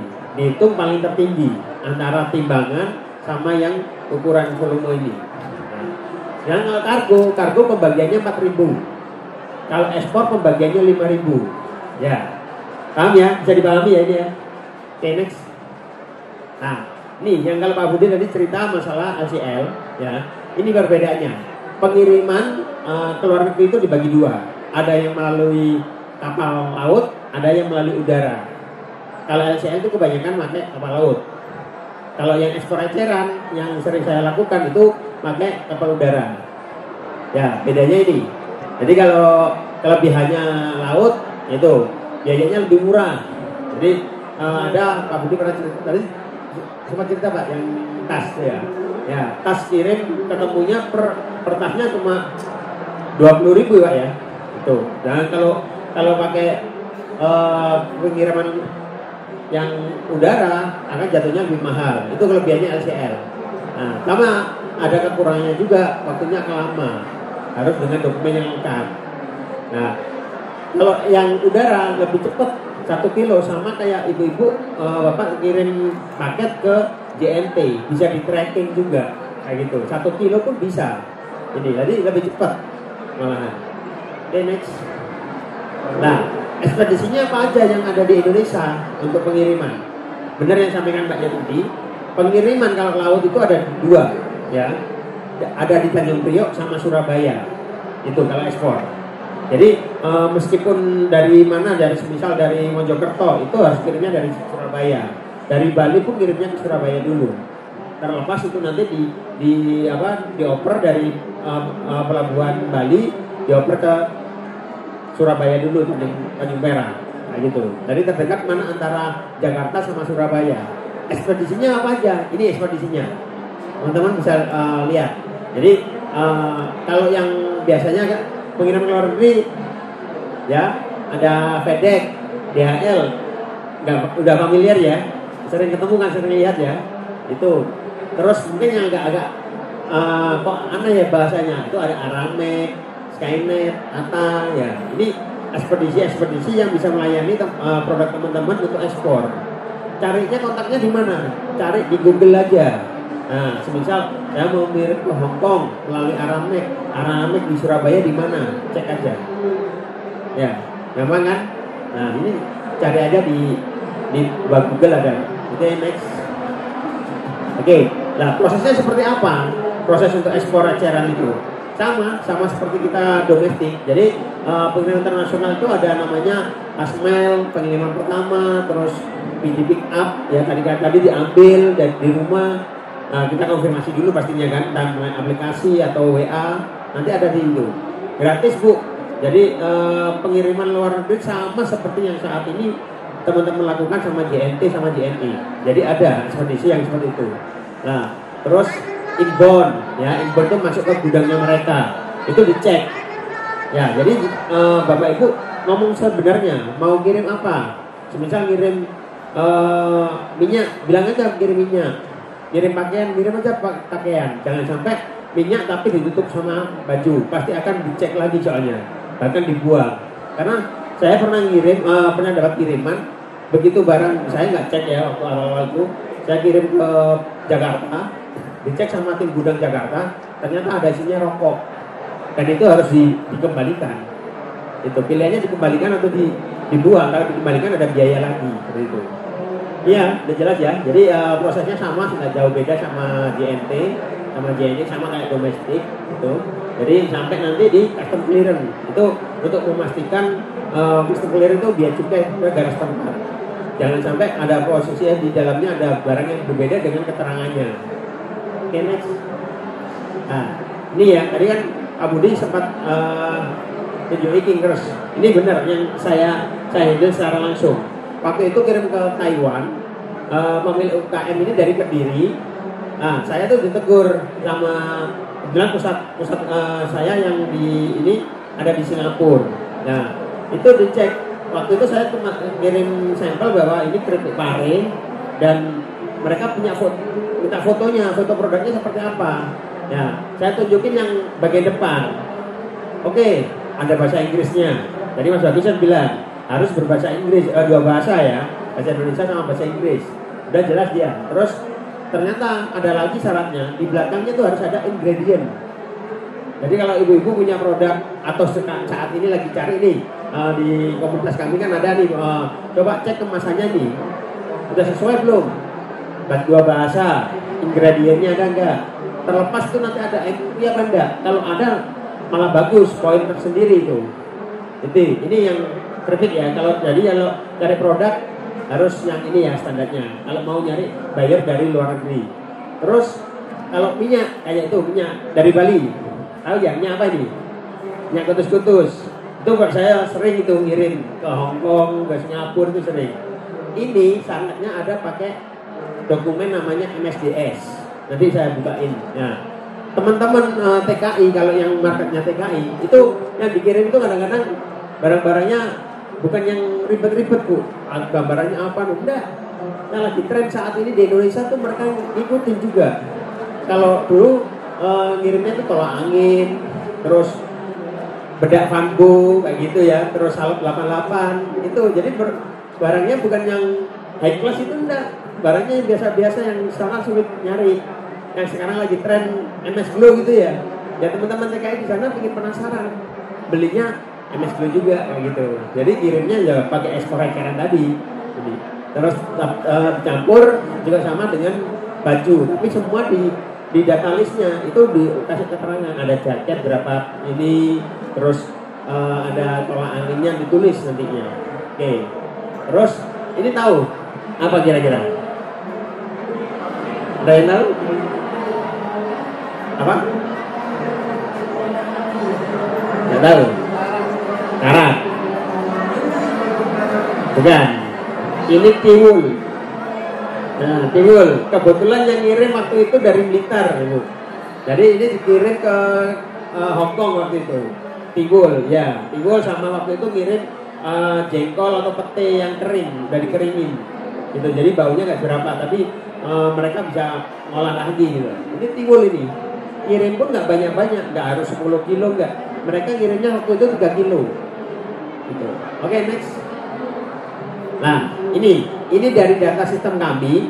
Ini tahun kemarin yang sering kirim. Ini yang sering dikirim itu yang pertama herbal.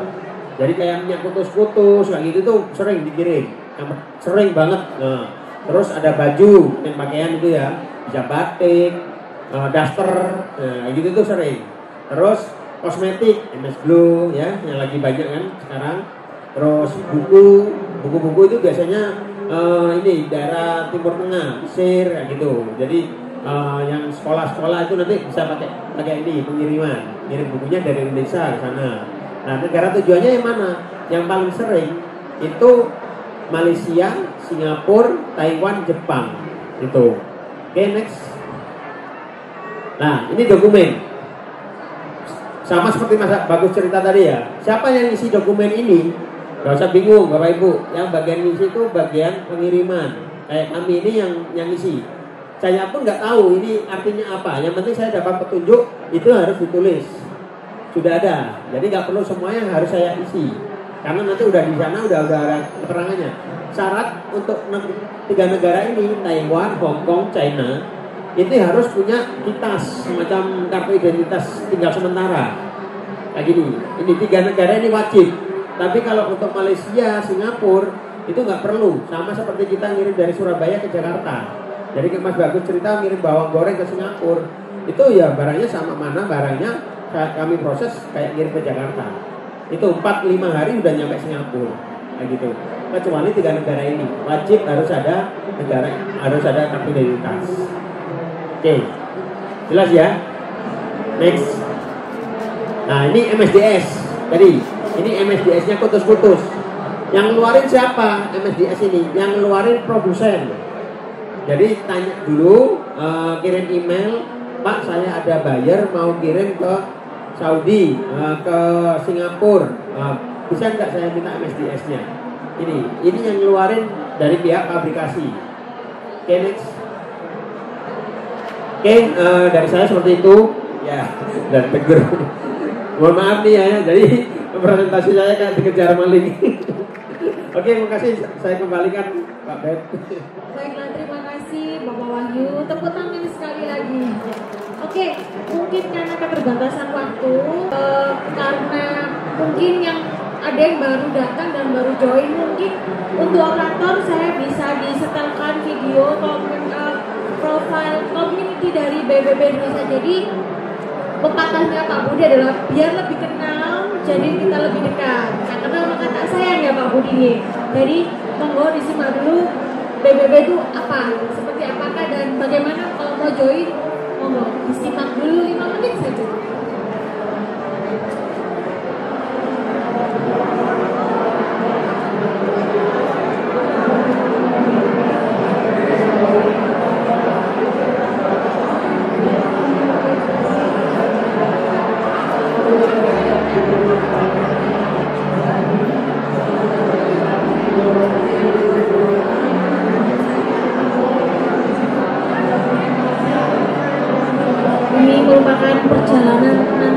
Komunitas BBB ya, jadi merupakan niat tulus dan niat yang sangat-sangat luar biasa, cita-cita yang luar biasa dari almarhum Pak Bagus ya dengan Pak Budi waktu itu. Jadi termasuk almarhum Pak Bagus juga menemukan saya ketika saya di Universitas Ciputra. Jadi awalnya BBB-nya adalah istilahnya binaan dari Universitas Ciputra, tapi dari cita-cita yang luar biasa dari almarhum Pak Bagus, dia pengen bahwa UKM itu harus bisa sejajar, harus bisa naik kelas. Nah, untuk selanjutnya kita batasi hanya 3 pertanyaan ya Bapak Ibu. Jadi karena keterbatasan waktu, mungkin ada yang mau ditanyakan? Oke.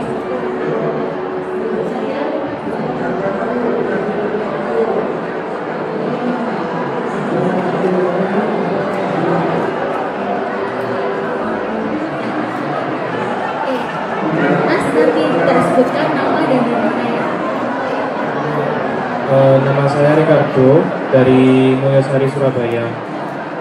Pertanyaan saya ini lebih mengarah cara menonjol untuk ke market yang international market ya. Mungkin kalau Instagram kan ya memang kita bisa melalui postingan dan lain-lain. Tapi kalau misalnya kita ke website yang bisnis gitu, itu kan kita nggak bisa menunjukkan produknya kita. Itu cara kita bisa beda dari kompetitornya kita itu kayak misalnya kan dari Bapak kan ngomong harus nge-email 1000 website itu, tapi cara kita untuk menambah kesempatan untuk diterimanya itu bagaimana ya Pak Bapak? Terus untuk sekali satu lagi pertanyaannya itu kalau biasanya kalau internasional kayak orang-orang internasional yang harus kita was-was itu apa ya, yang penipuan apa yang untuk biar tidak terbawa gitu lah, apakah dari pembayaran atau apa gitu. Oke, jadi Masih. Langsung dijawab atau kita ngomong dulu? Oke. Jadi satu jawaban aja. Jadi pertama, kalau pengalaman kami memang katalog kita harus meyakinkan. Kan kita harus punya produk katalog. Ya, katalog itu harus meyakinkan pada mereka bahwa produk kita kualitas seperti ini. Apalagi kalau punya histori ya, sudah pernah ekspor kemana itu akan meyakinkan. Itu yang utama. Yang kedua tadi secara singkat aja, misalnya di YouTube ada yang untuk menghindari fraud atau buyer.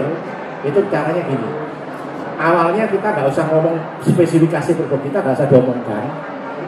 Kita jual A atau B gitu aja. Dan begitu ada buyer, tanyakan ke buyernya dia butuh spesifikasi apa. Kalau dia bisa menjelaskan spesifikasi produk yang dibutuhkan, itu buyer beneran. Tapi kalau saya hanya mau beli semua produkmu, itu bukan buyer, itu penipu. Jadi intinya gitu, buyer penipu tidak akan paham tentang spesifikasi produk. Ya, jadi spesifikasi produk di awal jangan diberitahukan, terlalu detail. Justru itu cara kita untuk menseleksi dia buyer beneran atau tidak. Gitu ya. Oke, mungkin ini harus sedikit sebentar ada pencerahan plakat Kami persilakan Ibu Kristina Suci dari Krista Media. Tepuk tangan untuk Ibu Suci. Luar biasa Ibu.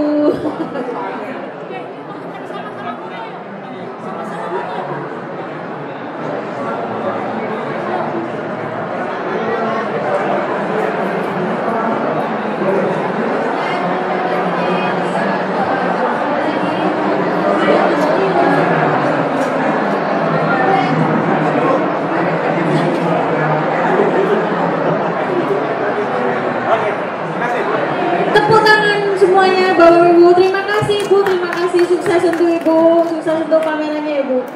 Oke, kita lanjut pertanyaan kedua.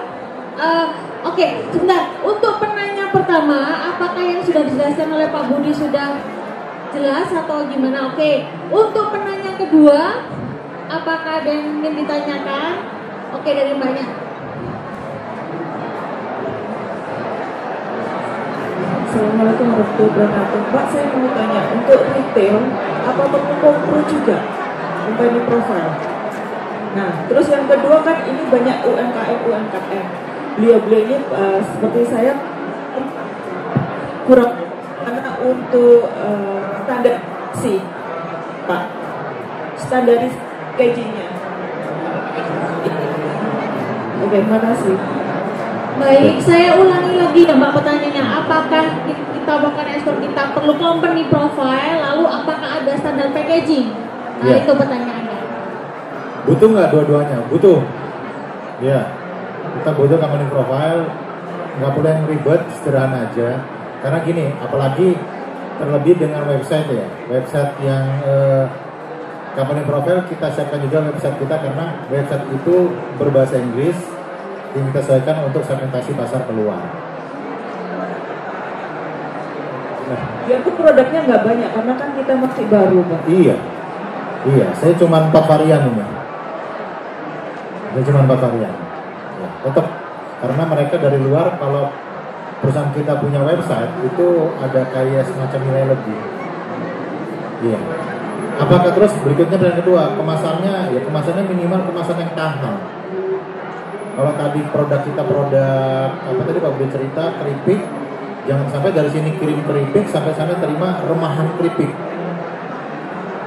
Ya karena kemasannya yang bermasalah. Atau kalau kita punya sambal jangan sampai sana sambalnya pecah. Apa kebuka silnya jadi kardusnya basah semua aja. Yang standar isinya tulisannya apa tadi yang disampaikan sama Mas Wahyu tadi sih. Kurang lebih seperti itu. Bagaimana dengan kakak penanya kedua? Oke, satu pertanyaan lagi. Baik.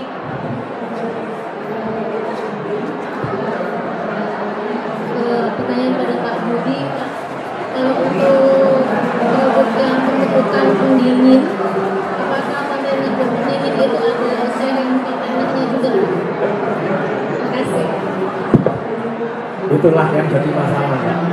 Jadi sampai sekarang masih belum ada LCL untuk kalau LCL antar pulau sudah mulai ada, tapi LCL ekspor saya belum tahu. Kemungkinan nanti ya mudah-mudahan nanti dekatnya ke Singapura, mudah-mudahan ya. Jadi saya ini termasuk salah satu pihak yang mendesak perusahaan-perusahaan logistik untuk menyediakan LCL untuk berpendingin karena salah satu permasalahan kenapa UKM frozen food itu nggak bisa berkembang adalah kesulitan untuk menjual produk dalam jumlah sedikit. Nah, alhamdulillah sekarang untuk rute Jakarta, Makassar, terus Jakarta, Medan kalau nggak salah sudah ada LCL. Ya, tapi LCL untuk lokal, tapi yang ekspor yang saya dengar mungkin untuk ke Singapura. Mudah-mudahan dalam waktu dekat ini ada.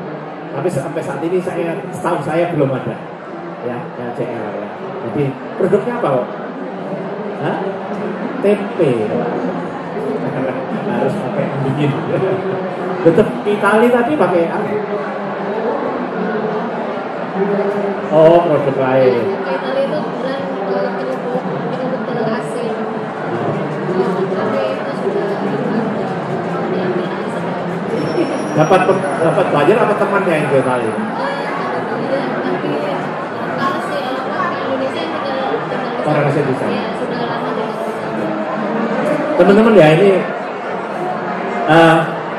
jangan merasa kecil hati kalau misalkan pembeli kita itu orang Indonesia yang di sana gitu ya, atau orang asing yang kesini terus kita jual itu justru langkah awal ya, ke TKI ya. Di sana kalau nanti kan TKI tersebut kan pasti punya tetangga gitu kan ya, tetangganya nanti terkenal kamu beli produk ini gitu, lama-lama kita benar-benar ekspor dalam jumlah yang besar. Tapi ekspor dalam jumlah yang besar kalau Anda nggak mulai dulu dengan eceran dulu ya susah gitu loh. Ya, jadi saya menganjurkan dulu nggak apa-apa, tadi ada teman di mana atau ada orang asing teman kita yang kesini kasih aja atau beli aja kita kirim ya. Tapi nanti mereka kan punya tetangga, punya apa, lama-lama produk kita akan dikenal ya. Kita harus optimis untuk itu. Ada pertanyaan lagi mas? Datanya masih Mungkin 2 pertanyaan lagi. Masih ada waktu? Masih ada waktu, 2 pertanyaan lagi. Baik. Oh, tanya lagi. Kalau kesannya Ya. juga direkam. Iya. Tadi saya tertarik soal menjaga security Pak ya, karena kita ini kan jualan lewat online ya. Ini kebetulan beberapa hari yang lalu saya dapat dihubungi salah satu teman, Instagramnya Vespa Box Indonesia. Barangkali ada yang ada Instagram boleh dicek. Itu kebetulan komunitas yang memasarkan produk aksesorinya Vespa. Nah itu mereka itu akun Instagramnya dihack. Jadi seolah-olah mereka itu menawarkan produk Vespa yang istilahnya itu untuk memperingati 10 tahun anniversary mereka, itu Vespa itu dijual murah. Cuman saya lupa, sekitar dijual cuma 20 juta gitu ya. Dapat Vespa baru yang spesial seperti itu. Dihack seperti itu. Nah ini barangkali ada tipsnya buat kita ya. Karena sekali lagi saya setuju tadi bahwa ini soal experience. Begitu kita brand kita seolah-olah memberikan experience yang buruk, orang itu akan malas untuk kembali. Dan ini dialami 2 brand yang lain. Ada Shinjiko ya, itu produk knalpot racing, dan ada lagi Pro Street Vespa apa saya lupa di Jakarta. Itu juga mengalami hal yang sama sehingga mereka menutup sementara akun Instagramnya. Barangkali ada tipsnya. Oke, terima kasih. Berkaitan dengan akun ini kan gini, berbicara akun Instagram yang dihack dalam korelasi terhadap brand kita. Akun yang penipuan, iya, akun yang dihack ini melakukan penipuan, korelasinya dengan brand kita kan akunnya. Gini, kalau berkaitan dengan media sosial, usahakan jangan hanya memiliki satu platform media sosial saja. Media sosial memang rentan terhadap yang namanya akun ini dihack apa segala macam, karena biasanya munculnya hack ini juga karena si pemilik akun teledor biasanya. Kalau tidak melakukan apa-apa, tidak terkena phishing apa segala macam, kecil kemungkinan untuk dia akan terhack. Tidak ngeklik link. Phishing itu ngeklik link yang arahnya login ke akun kita.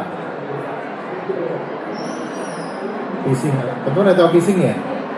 Phishing itu link penipuan yang pada saat kita klik itu arahnya dia isinya biasanya login web anonim yang tampilannya mirip seperti kalau kita login ke media sosial tersebut, tetapi itu sebenarnya bukan milik media sosial tersebut. Jadi pada saat kita login, maka akses login itu sudah ke-record ke datanya mereka pakai untuk login resmi di Instagram. Begitu mereka udah berhasil login resmi, dipegang oleh mereka. Iya, usahakan jangan hanya memiliki misalnya Instagram, hanya Instagram saja, jangan. Punya Facebook. Lalu Instagramnya juga punya akun turunan. Ya, bukan, itu verifikasi jualannya auto login. Akun turunan tuh gini misalnya. Saya jualan fashion. Saya punya main akun yang itu berisi semua fashion yang saya jual. Tapi saya punya akun turunan khusus fashion saya, baju tidur, khusus sepatu, khusus jam tangan, khusus kacamata, ada akun turunannya, bikin akun sendiri dia. Jadi bila mana satu akunnya itu problem, itu akun lain bisa memberitahu bahwasannya problem berarti dibikin penipuan ya. Akun lain bisa langsung warning atau bisa membuat postingan bahwasannya hati-hati segala macam kejadian yang terhadap akun yang main akun, kita berlepas diri karena akun sedang dihack, akun sedang dikuasai di bawah pengawasan atau di bawah kuasa oleh orang lain. Seperti itu. Sehingga follower kita tahu bahwasannya tidak hanya ada di Instagram, tapi ada di Facebook, ada di TikTok, ada di macam-macam media sosial lain, ada di YouTube, segala macam. Kurang lebih seperti itu. Ini teman-teman ya, saya nggak menjawab pertanyaan Bapak, tapi saya tidak ingin bahwa kita semangat untuk ekspor, tapi Bapak Ibu itu ketipu. Maka pesan saya Bapak Ibu, kalau ekspor ini kalau belum dibayar jangan sekali-sekali dikirim. Itu pesan saya. Karena banyak juga begitu semangatnya pengen ekspor itu, begitu kasih DP 25% dengan janji begitu diekspor dibayar lunas, nanti sampai di sana bisa-bisa itu nggak dibayar lunas. Ya kok mau Pak Budi bayarnya? Ya memang di mana-mana namanya ekspor itu ya harus pembayarannya beres dulu. Kalau yang banyak pakai LC misalkan, sepanjang pembayarannya nggak aman, Anda nggak 100% yakin aman, jangan dikirim. Kenapa gitu? Lawang kita kirim ke Mojokerto aja kalau bermasalah nagihnya ke Mojokerto masih lumayan kita Pak, bensinnya nggak begitu mahal.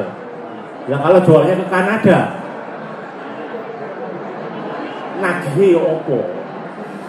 Makanya sekali lagi prinsipnya ya, saya kemana-mana kan ngomong ayo ekspor, tapi jangan sekali-kali Anda mengirim barang kalau pembayarannya itu belum yakin pasti dibayar.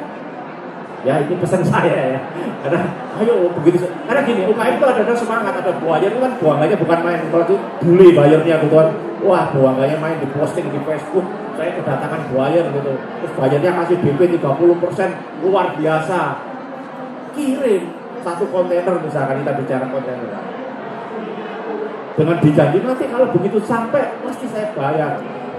Banyak sekali kejadian Bapak seperti itu. Jadi prinsipnya gitu. Anda sekarang tanya loh kok mau bayar? Ya Pak harus mau. Sekarang gini, kalau kita sekarang mau impor barang lah dari Cina, aksesoris itu ya macam-macam itu, kita bayar dulu apa enggak sih? Bayar dulu kan. Baru mereka kirim kan gitu. Ya sudah kalau kita jual juga sama gitu. Bayar dulu dong. Nah itu memang kesulitannya, kita harus meyakinkan mereka. Tapi tetap sekali lagi bahwa untuk ekspor bayar dulu. Meskipun ada sistemnya LC atau apapun itu panjang ceritanya ya. Tapi sekali lagi sebelum Anda yakin Anda pasti dibayar, jangan sekali-kali dikirim supaya nggak ketipu ya. Nagihnya susah Mas ke Kanada Mas. Pesawatnya aja berapa? Itu pesan saya. Biasanya ya Pak Budi, biasanya itu yang sedikit agak double itu negara mana Pak? Nah ini mungkin yang bisa menjadi pertanyaan pancingan kan, yang namanya negara kan juga manusia ya Pak ya. Biasanya Pak Budi pengalaman ya Pak, yang sedikit nakal gitu mungkin Pak tanda kutipnya gitu. Sebenarnya saat ini ya, kalau dulu misalkan Cina itu banyak sekali fraud. Tapi saat ini sudah beda sekali dengan 10 tahun, 20 tahun ya sudah membaik. Jadi sistem pembayaran itu gitu. Pengalaman saya yang kita harus sampai sekarang itu hati-hati ke Rusia. Kenapa Pak Budi? Karena mereka kadang-kadang kalau kak saya kan jumlah besar harus pakai LC. Nah mereka secara aturan nggak susah pakai LC gitu, dari paket itu dan sebagainya. Jadi negara itu kayak dikuasai oleh semacam mafia gitu, itu Rusia. Kemudian kalau dari segi transaksi atau itu komunikasi, saya yang melihat paling banyak penipuan yang kira-kira ini fraud dari Afrika, terutama Somalia, Nigeria. Apa mungkin mereka dikategorikan negara yang sedang berkonflik atau gimana? Ya. Oke. Ya, gitu. Kita Terus kalau misalnya berarti kita misalnya dapat pembeli ya Bapak Ibu, mungkin saya bisa menggarisbawahi kalau bisa dapat pembeli dari negara Eropa, mungkin harap garis bawahi Eropa yang mana dulu ya Pak ya? Karena kan Ya, kalau Eropa ini yang kalau Eropa Barat itu relatif nih nggak ada masalah. Kalau Eropa Timur yang bekas jajahan Rusia itu beragam masih ada. masih yang sangat hati ya. Tapi ya itu, kalau kita ekspor dengan prinsip yang saya katakan tadi, dibayar baru kirim, ya mau pergi ke negara manapun nggak masalah. Karena saya pernah sekali di Pakistan, jujur aja. Saya minta pembayaran LC, dia nggak mau, betul-betul nggak mau. Dia maunya pakai istilah saya lah Pak CAD, scan dokumen atau apa gitu kan. Ngotot banget. Akhirnya saya waktu itu kelapa sawit itu bisnis baru saya ingin coba dapat bayar kan saya semangat kan. Aduh, tapi saya ragu karena itu sistemnya secara teori aman karena dokumen masih dipegang bank, tapi belum dibayar, kontainer sudah saya kirim itu bukan LC. Saya ragu ya, kirim enggak. Padahal ini bisnis pertama saya untuk saya kan pemain ikan, ini non ikan saya yang pertama. Saya kirim enggak. Akhirnya apa? Di media sosialnya kan ada foto gudang. Nah saya punya sahabat teman di Pakistan, di Karachi juga, di kota. Pentingnya koneksi mbak. Saya kirim ke dia. Menurut kamu daerah ini saya ada bayar daerah ini, fotonya kayak gini. Menurut kamu bayar itu benar apa enggak? Jawaban teman saya yang dari di Karachi itu, Mr. Budi, setahu saya bentuk apa itu gudang kayak ini di Pakistan nggak ada. Dan daerah yang saya sebutkan adalah di sini daerah mana Pasar Kembang misalkan ya, itu misalkan aja ya, itu suatu daerah di Karachi, ini adalah black area dia bilang. Daerah ini adalah black area, bentuk gudang kayak gini setahu saya ini bukan di Pakistan. Teman saya yang hukum gitu kan, saya minta nasihat, ya akhirnya saya batalkan. Nah, saya cuma sampai sekarang itu bingung juga ya, dia nanti mainnya gimana ya.